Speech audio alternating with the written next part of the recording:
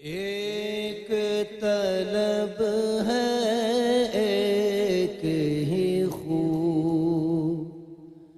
لا الہ الا ہو۔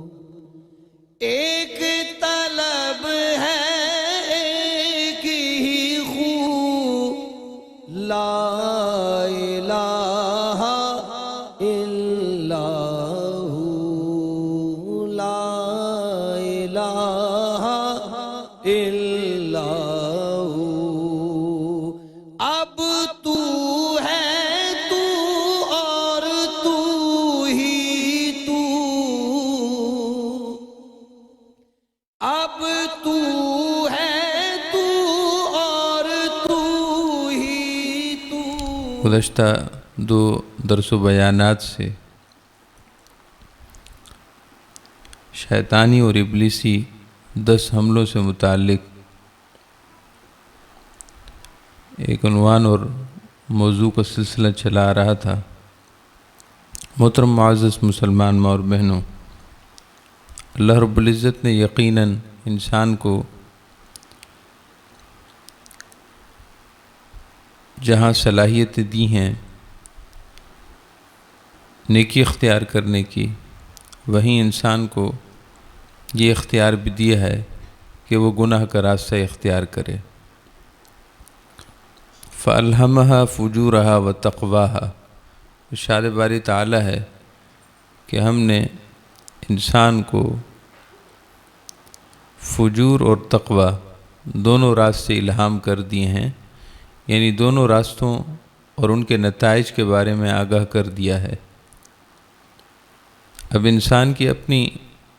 انسان کا اپنا اختیار ہے، چاہے تو وہ بدی، شر اور فجور کا راستہ اختیار کر کے اپنے لیے آخرت میں نقصان اور خسارہ جمع کرے، اور چاہے تو وہ اپنی عقل سلیم کا استعمال کرتے ہوئے اپنی صلاحیتوں کو اور خوبیوں کو نیکی میں، خیر میں اور تقوی کے حصول میں صرف کرے، اور اپنے لیے اچھے عواقب و ثمرات، اچھے نتائج آخرت میں اپنے لیے جمع کرے۔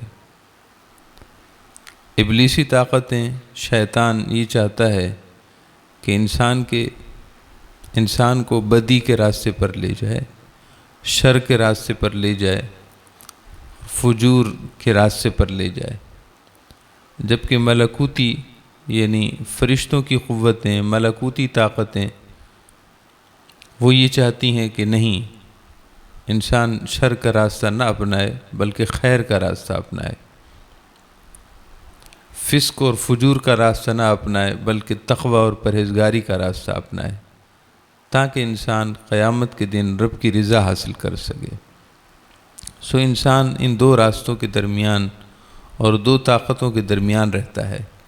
ہمارے پیارے نبی صلی اللہ علیہ وسلم کا ارشاد گرامی ہے کہ انسان کے دل کے پاس دو قوتیں ہیں، ایک شیطانی توہم ہے اور دوسرا ملکوتی الہام ہے۔ انسانی دل دو قوتوں اور طاقتوں کے درمیان ہے، ایک طرف ملکوتی اور فرشتوں کی قوتیں ہیں اور وہ خیر کا الہام کرتی ہیں، دل میں خیر کا ارادہ پیدا ہو جانا، اچھا خیال پیدا ہو جانا، اور دوسری طرف شیطانی قوتیں ہیں جو مسلسل دل میں وساوس پیدا کرتی ہیں گناہ کے، شر کے، بدی کے اور فجور کے راستے کے۔ حدیث پاک میں ہے کہ نبی اکرم صلی اللہ علیہ وسلم نے ارشاد فرمایا کہ جب انسان یاد الہی سے غافل ہوتا ہے تو ابلیس اپنی سونڈ، ابلیس جو دل کے پاس ہے، ابلیس یا اس کا چیلا، وہ سونڈ اس انسان کے دل میں ڈال دیتا ہے، اور اس سونڈ سے وہ انسان کے دل میں وساوس اور گناہ کے راستے، گناہ کا خیال پیدا کرتا ہے۔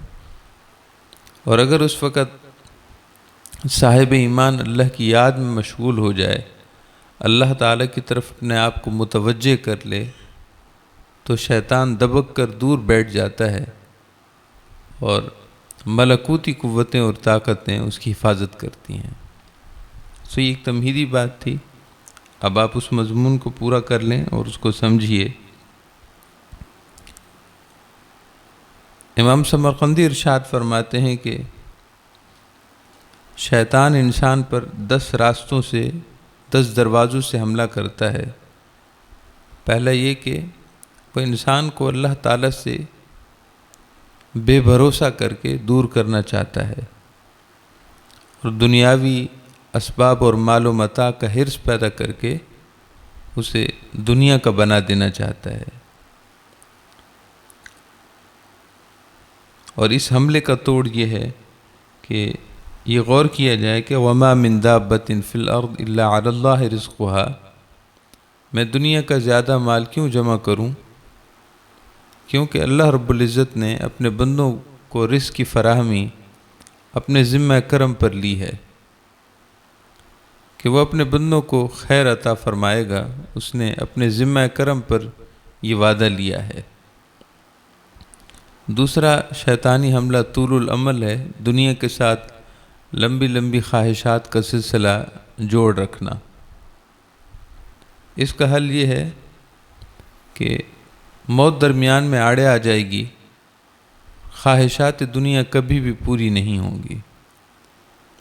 دنیا کی خواہشات کا سلسلہ یہ ہمیشہ ترازی ہوتا رہے گا، نتیجہ یہ نکلے گا کہ آخرت کے لیے کچھ جمع نہیں ہو سکے گا، آخرت کے لیے وقت ہی نہیں مل پائے گا، اور یہ دنیا کی لمبی لمبی خواہشات کے ساتھ مصروفیتوں کا سلسلہ رہے گا اور ہمیشہ رہے گا، حتیٰ کہ درمیان میں موت آڑے آ جائے گی۔ لہذا اس کا حل یہ ہے کہ انسان فوراً یہ سوچنا شروع کرے کہ آخرت کی نعمتیں دائمی ہیں، دنیا کی خواہشات مل بھی جائیں، ان کی تکمیل ہو بھی جائے تو وہ عارضی ہیں، اللہ کی رضا دائمی ہے اور دنیا کی خواہشات کی لذت عارضی ہے۔ سمجھدار انسان وہ ہے جو دائمی نفع پائے اور عارضی نفع چھوڑ دے۔ تیسرا شیطان کا حملہ یہ ہے کہ وہ انسان کو راحت اور آسانی کا خوگر بنا دیتا ہے، راحت طلبی کی کیفیت پیدا کرتا ہے، اور انسان چاہتا ہے کہ ہر وقت بس اسے آسانی ہی آسانی ملے، حتیٰ کہ عبادات اور طاعات کے سلسلے میں بھی وہ آسانی کا عادی ہو جاتا ہے۔ وہ فرائض، وہ واجبات جو اس پر لازم ہیں، فرض ہیں، ان کو صرف اس لیے چھوڑ دیتا ہے کہ اس میں مشقت ہے۔ اللہ پاک کا ارشاد ہے شیطانی حملے کے توڑ کے لیے، اللہ پاک کا ارشاد ہے کہ افرأیت ان متعناہم سنین، ہم کتنی بھی سہولت والی زندگی کیوں نہ پالیں اور کتنی بھی آسائشیں میسر کیوں نہ کر لیں، لیکن آخر کار اللہ رب العزت کی بارگاہ میں وہی کامیاب اور کامران ہو پائیں گے جو صبر اور تحمل سے تکالیف برداشت کرتے رہے، فرائض واجبات کی ادائیگی میں مشقت اٹھائی، لیکن اللہ کی رضا کو مد نظر رکھا۔ اس پر ہمارے صحابہ کرام، تابعین، اولیاء اور صلحاء کی زندگیاں بہت بڑی دلیل ہیں کہ انہوں نے آخرت کے مقابلے میں اس دنیا میں مشقت ضرور برداشت کی، حلال اور حرام کا امتیاز رکھنے میں انہیں مشقت ضرور ہوئی، اللہ تعالیٰ کے احکامات کی بجاوری میں انہیں مشقت ضرور ہوئی، لیکن اس زندگی کے بعد آخرت کی زندگی میں انہوں نے ہمیشہ کی راحت پالی۔ تو ہمیشہ کی راحت عارضی راحت کے مقابلے میں زیادہ بہتر ہے۔ چوتھا حملہ شیطان کا خود پسندی ہے کہ ہمیشہ اپنی خوبیوں کو دیکھتے رہنا اور دوسروں کو کمتر سمجھنا۔ شیطان کی اس حملے کا توڑ یہ ہے کہ انسان اپنے عیبوں پر نظر رکھے، اپنی خرابیوں کو ٹٹولے، اپنی غلطیوں پر نگاہ رکھے، بجائے اس کے کہ اپنی خوبیوں کی وجہ سے متکبر اور خود پسندی میں مبتلا ہو جائے۔ اسے چاہیے کہ اپنی غلطیاں تلاش کرے اور اپنی غلطیوں کی اصلاح کرنا شروع کر دے۔ ہمارے پیارے نبی صلی اللہ علیہ وسلم کا ارشاد گرامی ہے کہ ایک شخص کو دوسرے کی آنکھ کا شہتیر نظر آ جاتا ہے، ایک شخص کو دوسرے کی آنکھ کا تنکا نظر آ جاتا ہے مگر اپنی آنکھ کا شہتیر نظر نہیں آتا۔ یعنی اپنے آپ سے، اپنی خوبیوں سے اتنا متاثر ہے کہ اپنی غلطیوں کی طرف نگاہ ہی نہیں، کہ جن اپنی خوبیوں کو بڑی خوبیاں سمجھ رہا ہے، اسی کے ساتھ ساتھ اس میں بڑی بڑی برائیاں بھی پائی جاتی ہیں، مگر اس پر افسوس ہے کہ دوسروں کو تنقید کا نشانہ بنائے اور اپنی بڑی بڑی غلطیوں کی طرف اس کی نظر ہی نہ ہو۔ اس کی مثال ایسے ہی ہے جیسے کسی کے جسم میں، کسی کے کپڑوں میں سانپ گھس آیا ہو اور وہ دوسروں کو متنبہ کر رہا ہو کہ آپ کے کپڑوں پر لال بیگ ہے یا چھپکلی ہے۔ اب لال بیگ یا چھپکلی کسی دوسرے کو جانی نقصان نہیں پہنچا سکتے، زیادہ سے زیادہ اسے خوف زدہ کریں گے، لیکن خود جس کے جسم میں اور جس کے کپڑوں میں سانپ گھسا ہے وہ اس کے لیے جان لیوا ثابت ہو سکتا ہے۔ یہ زیادہ خطرناک صورتحال میں گھرا ہوا ہے، لیکن اسے اپنی پرواہ نہیں، اپنے معاملے کی طرف توجہ نہیں، خود جس صورتحال سے گزر رہا ہے وہ زیادہ خوفناک، زیادہ خطرناک اور جان لیوا ہے، جبکہ دوسرے کو صرف اس وجہ سے کم تر سمجھے کہ اس کے جسم میں چھپکلی یا لال بیگ گھس آیا ہے۔ محترم معزز مسلمان اور بہنوں، خود پسندی کرنے والا شخص، اس کی صورتحال کچھ ایسی ہی ہوتی ہے کہ وہ اپنی خوبیوں کو بہت بڑی خوبیاں سمجھتا ہے، حالانکہ بعض دفعہ اس کا وہ بہت بڑا عیب ہوتی ہیں۔ یہ شیطانی حملہ ہوتا ہے۔ نبی اکرم صلی اللہ تعالی علیہ وسلم نے ارشاد فرمایا کہ من تواضع للہ رفعہ اللہ، جو اپنے عیبوں پر نظر رکھے اور اپنے آپ کو کمتر سمجھے اور اپنی اصلاح کی کوشش کرتا رہے، اللہ تعالیٰ اس کے درجات کو بلند فرما دیتا ہے، یعنی اس کو اپنی غلطیوں کی اصلاح کی توفیق اور اپنے قربت کے راستے اس کو الہام فرماتا ہے۔ شیطان کا پانچواں حملہ یہ ہے کہ وہ انسان میں حق تلفی کی عادت پیدا کر دیتا ہے۔ حق تلفی، دوسروں کو تکلیف پہنچانا، دوسروں کو مالی نقصان پہنچانا، جانی نقصان پہنچانا، دوسروں کی عزت کی توقیر نہ کرنا، احترام مسلم کو ریزہ ریزہ کر دینا، مسلمان کی حرمت، مسلمان کے تقدس کو پامال کرنا، اپنے حق کے چاہنے میں وہ سب سے آگے ہے کہ میرا حق ادا کیا جائے، میرا حق پورا کیا جائے، جبکہ دوسری طرف وہ دوسروں کے حقوق کو ہاتھی کی طرح رون دیتا ہے۔ جس طرح ہاتھی کے پاؤں کے نیچے آنے والی ہر چیز مسلی جاتی ہے، اس کی مثال زندگی کے امور میں ایسی ہی ہے۔ اپنا حق طلب کرنے میں وہ بہت زیادہ اصرار کرے کہ میرا حق مجھے دیا جائے، لیکن جہاں لوگوں کے حقوق کی بات آئے تو اسے کوئی پرواہ نہ ہو۔ یہ ابلیسی حملہ ہے کہ وہ انسان کو حق تلفی کی، دوسروں کی حق تلفی کا عادی بنا دیتا ہے اور اس کے عادت میں یہ بات ڈال دیتا ہے کہ تم کسی کی حق تلفی نہیں کر رہے۔ حضور اکرم سرور دو عالم صلی اللہ تعالی علیہ وسلم نے ارشاد فرمایا کہ قیامت کے دن انسانوں کے حساب سے پہلے جانوروں کا بھی حساب ہوگا۔ چنانچہ ارشاد نبوی ہے صلی اللہ علیہ وسلم کہ جانوروں کو بھی زندہ کیا جائے گا، اور جس جانور نے دوسرے جانور پر زیادتی کی ہوگی اس سے بدلہ دلوایا جائے گا۔ ارشاد فرمائے کہ بغیر سینگ والی بکری پر اگر سینگ والی بکری نے زیادتی کی ہوگی تو اللہ رب العزت ان دونوں بکریوں کو زندہ فرمائے گا اور سینگ والی بکری سے بغیر سینگ والی بکری کا حق دلوائے گا، اور اس کے بعد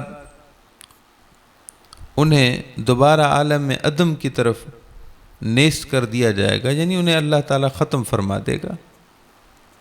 ان کے لیے نہ جنت ہوگی نہ دوزخ ہوگی، مگر حساب ان کا ہوگا۔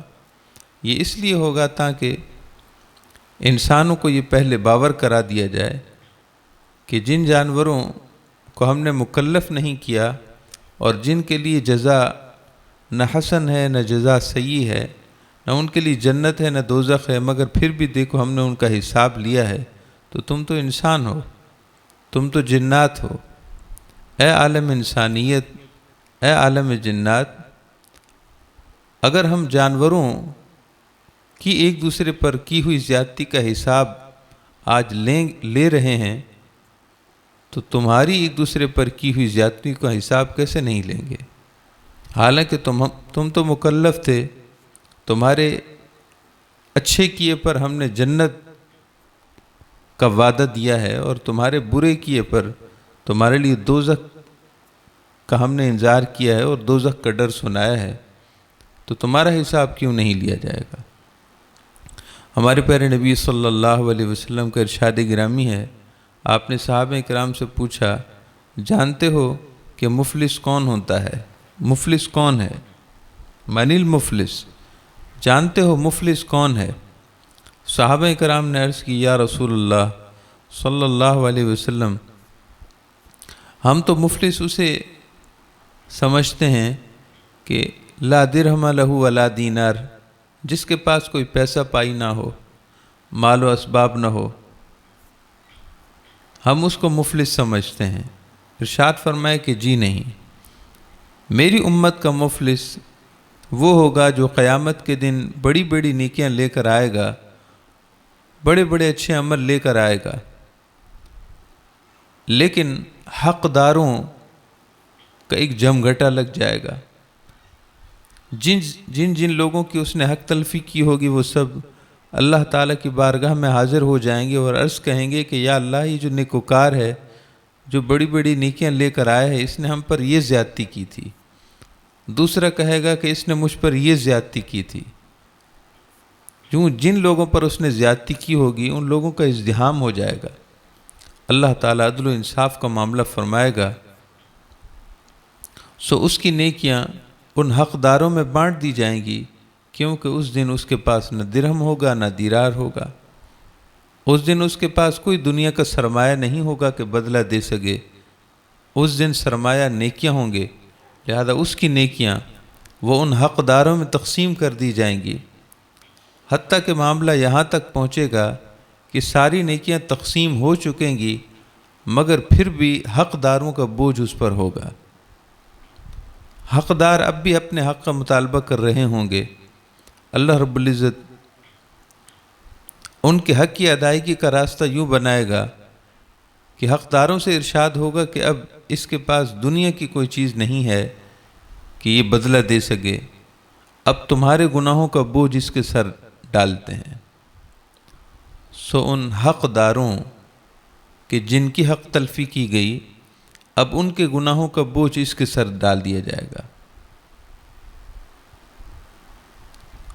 اور اس کی حالت یہ ہو جائے گی کہ جو بڑی بڑی نیکیاں لے کر آیا تھا، اب وہ بڑے بڑے گناہوں سے بوجھل ہو جائے گا، اور ارشاد ہوگا کہ اسے فَأَكَبَّهُ عَلَى وَجْهِهِ أَوْ كَمَا قَالَ علیہ الصلوٰۃ والسلام، ارشاد ہوگا کہ اس کو منہ کے بل جہنم میں پھینک دیا جائے جس نے میرے بندوں اور میری بندیوں پر ظلم کیا۔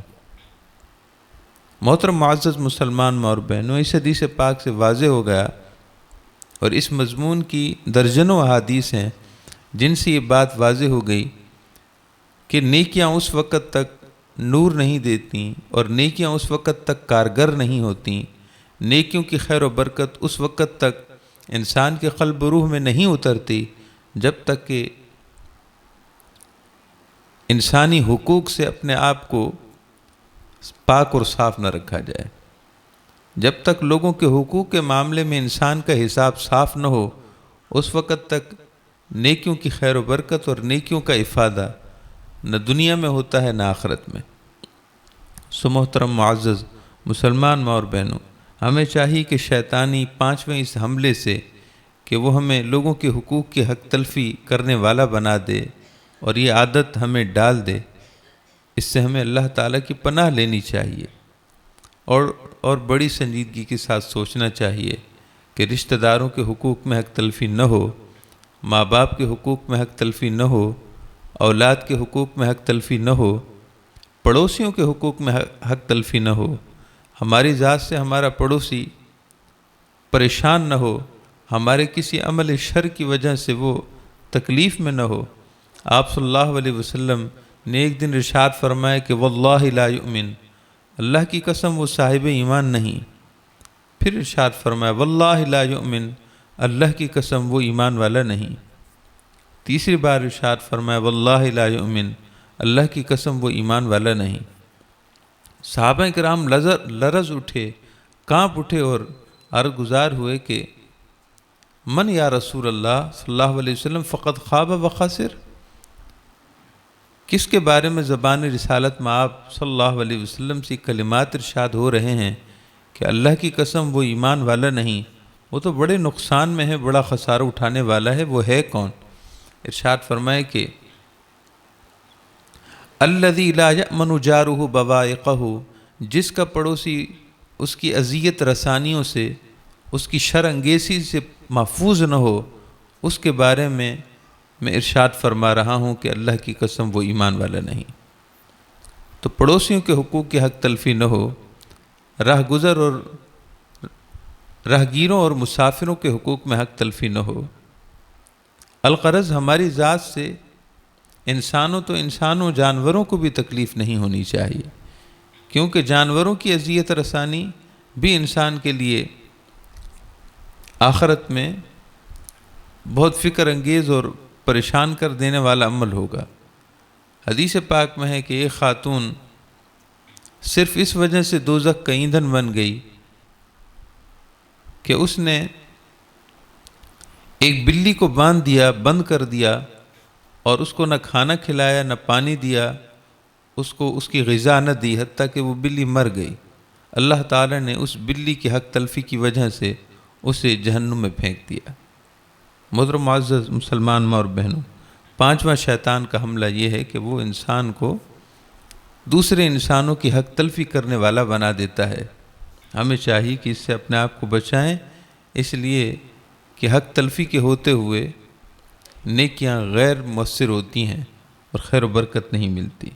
شیطان کا چھٹا حملہ یہ ہے کہ وہ انسان کو حاسد بنا دینا چاہتا ہے، دوسروں کی نعمتیں دکھا کر اس کو احساس یہ دینے کی کوشش کرتا ہے کہ یہ نعمت تمہارے پاس ہونی چاہیے تھی، یہ نعمت اس کے پاس نہیں ہونی چاہیے تھی۔ شیطان انسان کو باور کرانے کی کوشش کرتا ہے کہ اس نعمت کے وہ قابل نہیں ہے جسے یہ نعمت ملی ہے،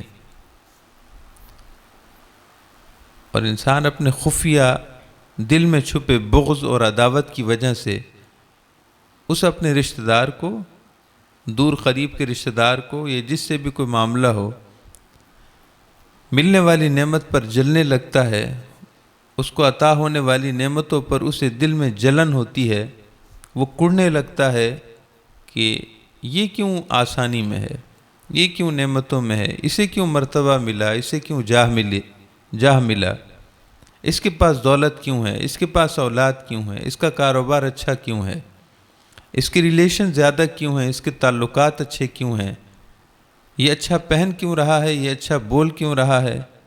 اللہ حاضر القیاس لاکھوں کروڑوں باتیں دماغ میں شیطان ڈالنے کی کوشش کرتا ہے اور دل میں نفرت ابھارتا ہے، اور پھر انسان کو خود اپنی نعمتیں نظر نہیں آتی، بس وہ دوسروں کو ملنے والی نعمتوں سے جلتا کڑتا اور ہر وقت اس سوز حسد میں، آتش حسد میں جلتا جھلستا رہتا ہے۔ یہ شیطان کا بہت بڑا وار ہے، اس سے وہ انسان کی زندگی کو کرکرا کر دیتا ہے۔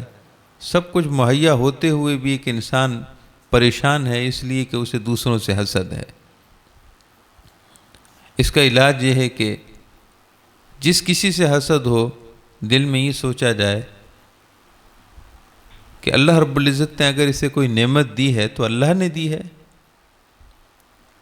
اور اللہ تعالیٰ نے دی ہے تو اللہ تعالیٰ کی تقسیم وہ سب سے بہترین ہے۔ اس نے اسے دیا، وہ اس کے حق میں بہتر ہوگی، اور وہ جو اسے دے سکتا ہے وہ مجھے بھی دے سکتا ہے۔ تو بجائے اس سے جلنے کوڑنے کے، اس کے لیے مزید نعمتوں کے اضافے کی دعا کی جائے، اور وہی نعمت اپنے لیے بھی طلب کر لی جائے۔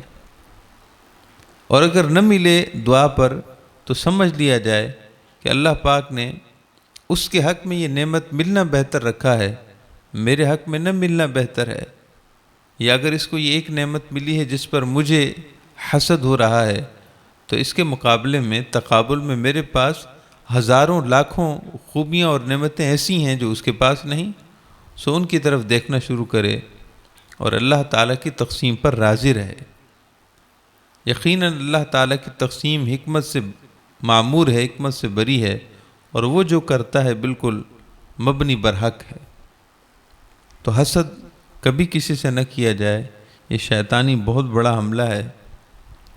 ہمارے پیارے نبی صلی اللہ علیہ وسلم نے ارشاد فرمایا کہ تمہارا کسی سے جلنا اور اس جلنے کی وجہ سے اس سے دشمنی رکھنا، یہ ایک ایسی آگ ہے جو تمہاری نیکیوں کو جلا دیتی ہے۔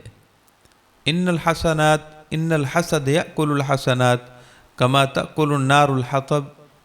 تمہارا کسی سے حسد کرنا، اس کو ملنے والی نعمت پر جلنا، یہ ایک ایسی خطرناک چیز ہے جو خود تمہاری نیکیوں کی برکت کو جلا دیتی ہے، جیسا کہ آگ لکڑیوں کو، ایک روایت کے مطابق جیسا کہ آگ تنکوں کو جلا دیتی ہے۔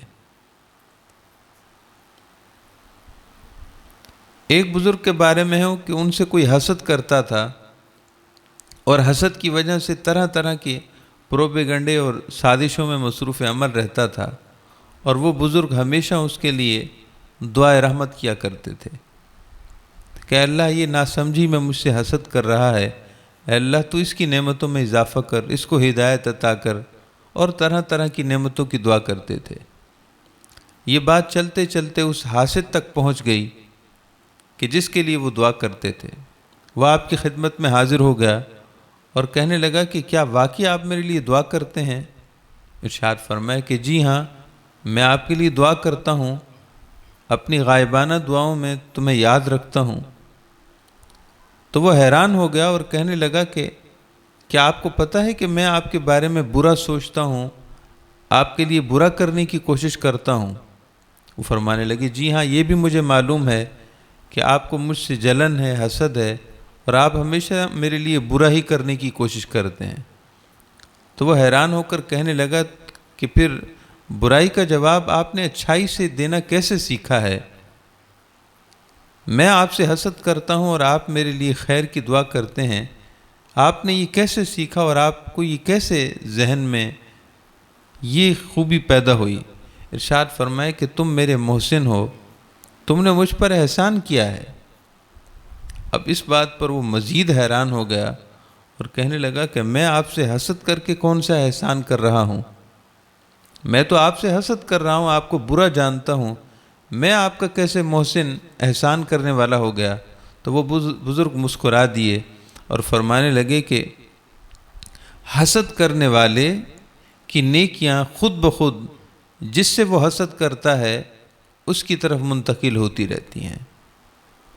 وہ فرمانے لگے کہ تمہارے نیک کاموں کا تمہیں اتنا فائدہ نہیں مل رہا جتنا مجھے مل رہا ہے، تم حسد بھی کر رہے ہو، نیکیاں بھی کر رہے ہو، تمہاری نیکیاں حسد کرنے کی وجہ سے میرے نامہ عمل میں لکھی جاتی ہیں۔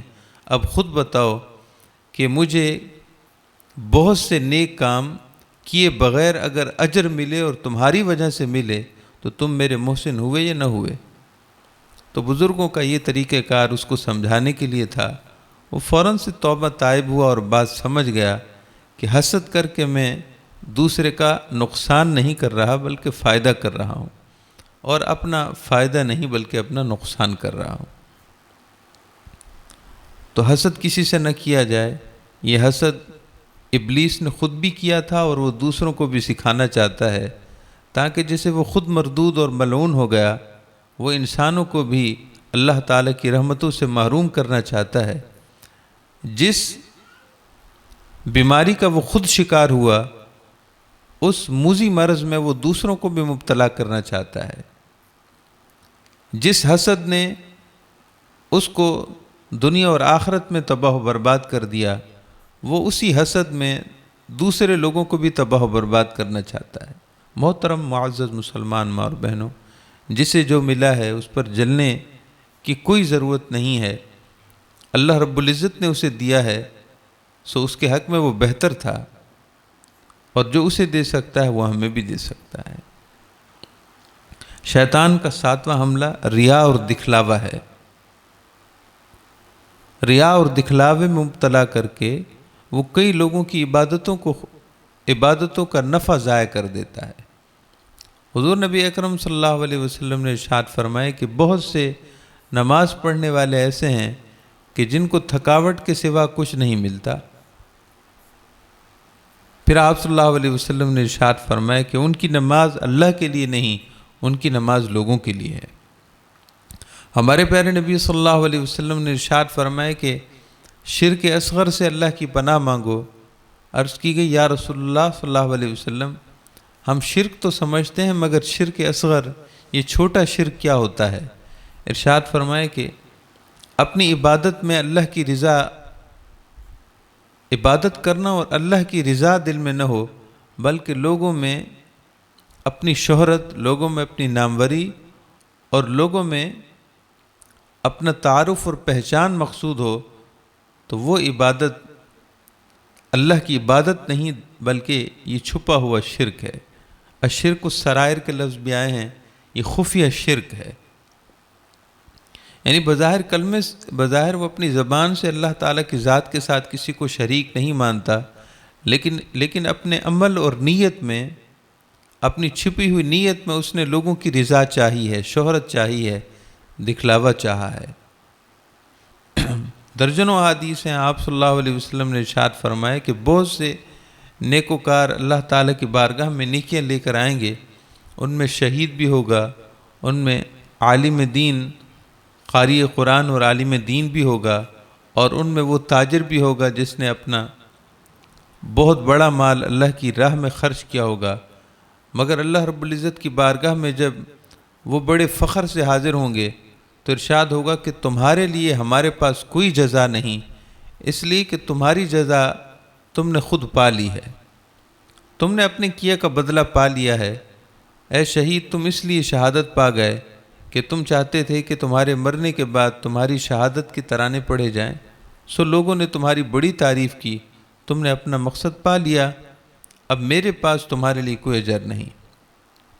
ایسے ہی عالم دین قاری قرآن کو کہا جائے گا کہ تم نے قرآن اس لیے پڑھا، سمجھا، پڑھایا کہ تاکہ لوگ تمہیں اچھا جانیں، لوگ تمہاری عزت توقیر کریں، سو تمہاری عزت توقیر ہو چکی ہے، تمہیں اجر مل چکا ہے، تم نے میری رضا کے لیے نہ کچھ کیا تھا، نہ اس کے تمہیں صلہ ملے گا۔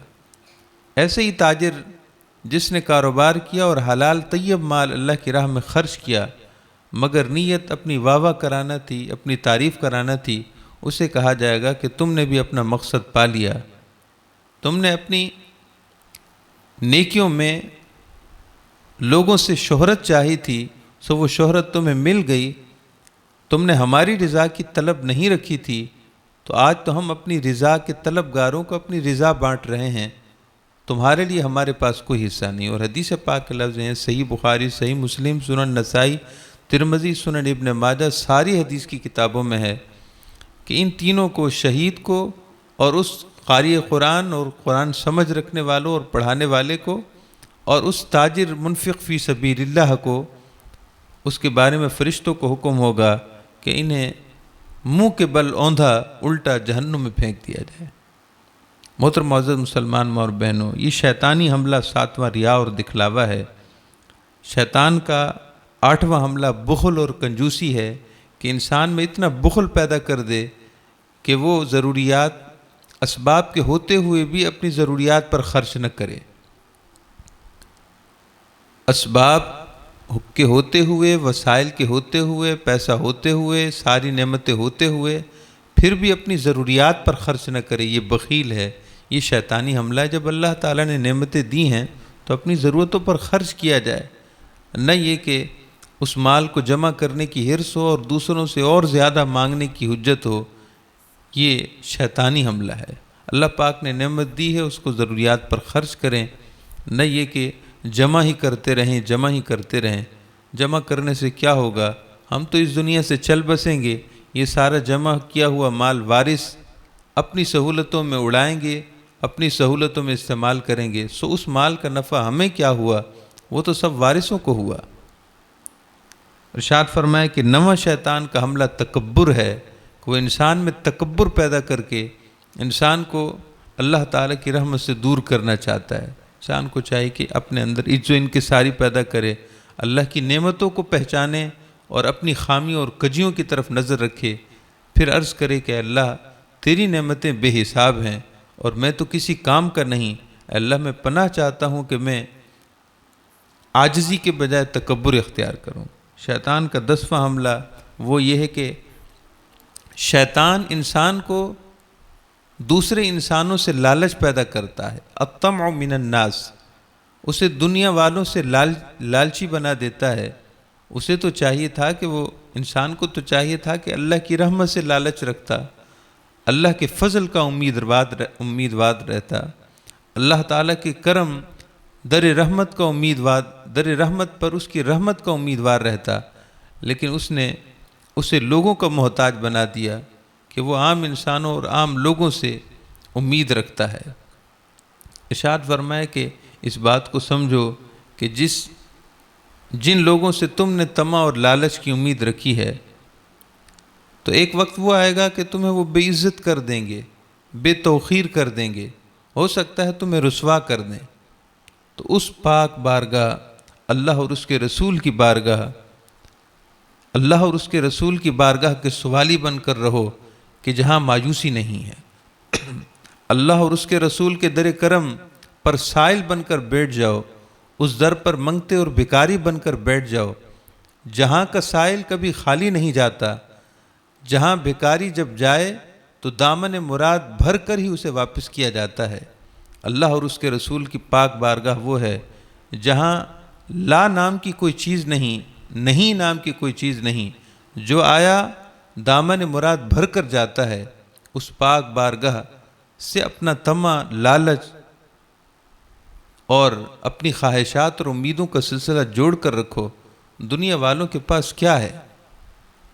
وہ تمہیں ایک وقت تک نوازیں گے، لیکن پھر وہ بھی مکر جائیں گے، یا ان کے پاس وسائل ختم ہو جائیں، پھر تم کیا کرو گے؟ سو اس در، اللہ کے در، اللہ کے پیارے رسول کے در کے بھکاری بن کر رہو، جہاں مایوسی نہیں بلکہ جہاں رحمت ہی رحمت ہے۔ لا تقنطوا من رحمت اللہ، اللہ کی رحمتوں سے مایوس نہ ہوا کرو، اس کی رحمت کے خزانے تو ہمیشہ رہتے ہیں۔ اللہ تعالی ہم سب کو ان شیطانی حملوں کو سمجھنے اور اپنی حفاظت کرنے کا سامنا کرنے کی توفیق عطا فرمائے۔ 10 حملوں کے نام آپ دوبارہ سن لیں۔ کبھی بے بھروسہ نہ ہوں۔ نمبر 2، کبھی دنیا کے ساتھ لمبی خواہشات کا سلسلہ نہ جوڑیں کہ آخرت کا نقصان ہو۔ نمبر 3، طلب راحت کے بجائے اللہ تعالیٰ کی رضا کے معاملے میں مشقت کو کھلے دل سے برداشت کریں۔ چوتھے نمبر پر یہ ہے کہ اپنے آپ کو سب سے برتر اور دوسروں کو کمتر نہ سمجھیں۔ نمبر 5، لوگوں کی حق تلفی نہ کریں بلکہ حقوق کی ادائیگی کا ہم خیال کریں۔ نمبر 6، ہم کسی سے حسد نہ کریں بلکہ اللہ تعالیٰ سے نعمتیں مانگیں جو ہر ایک کو دینے والا ہے۔ نمبر 7، دکھلاوا اور ریا نہ کریں، ہر عبادت اللہ کی رضا کے لیے کریں۔ نمبر 8، بخل نہ کریں، اللہ نے اگر اسباب دی ہیں تو ان کو ضروریات پر خرچ کریں۔ نمبر 9، تکبر نہ کریں، اس لیے کہ سب سے بلند و برتر ذات اللہ کی ہے اور کبریائی اور بلندی اسے زیبا ہے، بندے کو تو بندگی اور عبدیت جچتی ہے۔ اور نمبر 10 یہ کہ لوگوں سے طمع لالچ کا تعلق نہ رکھیں، بلکہ اللہ اور اللہ کے پیارے رسول صلی اللہ علیہ وسلم کی نعمتوں کے محتاج رہیں۔ اللہ تعالی ہم سب کو عمل کی توفیق عطا فرمائے۔ الحمدللہ رب العالمین، اللہم صلی علی محمد وعلی آل محمد وبارک وسلم۔